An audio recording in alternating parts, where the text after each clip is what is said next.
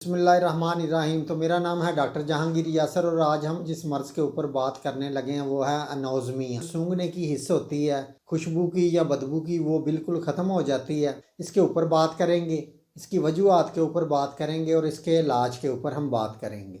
तो वीडियो शुरू करने से पहले अगर आपने मेरे इस चैनल डॉक्टर जहांगीर यासर को सब्सक्राइब नहीं किया तो सब्सक्राइब ज़रूर करें और साथ बेल आइकॉन को भी प्रेस करें ताकि जो मेरी नई आने वाली वीडियोज़ है उसके नोटिफिकेशन आपको मिलते रहें।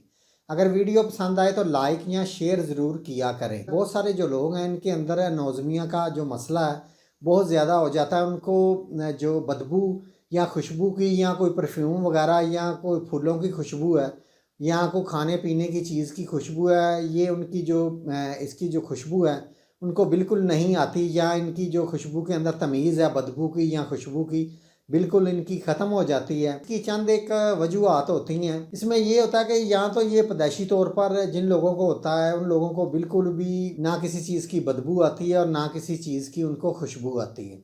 इसकी जो दूसरी वजह वो है नज़ला ज़ुकाम। जो नज़ला ज़ुकाम बहुत पुराना हो जाता है उसकी वजह से जो नज़ला ज़ुकाम है ये नाक की जो जड़ है इसके अंदर जाके बैठ जाता है। इसकी जो इस वाला जो इसका आला होता है शामा, उसको ये जाके डैमेज कर देता है या उसके ऊपर ठहर जाता है, जिसकी वजह से जो सूंघने की हिस्स होती है इससे बिल्कुल ख़त्म हो जाती है।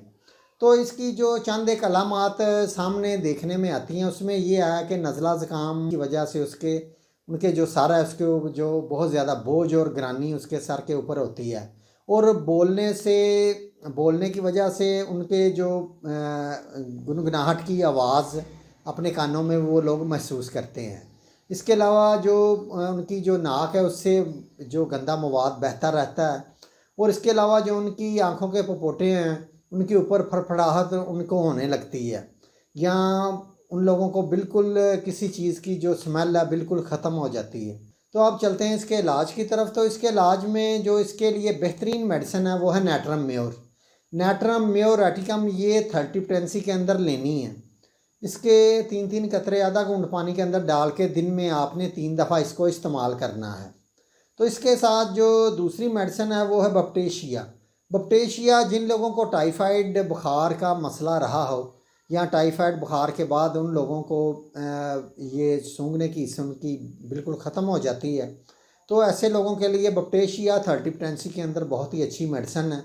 इसके भी 3-3 कतरे आधा घूंट पानी के अंदर डाल के आपने दिन में इसको 3 दफ़ा इस्तेमाल करना है।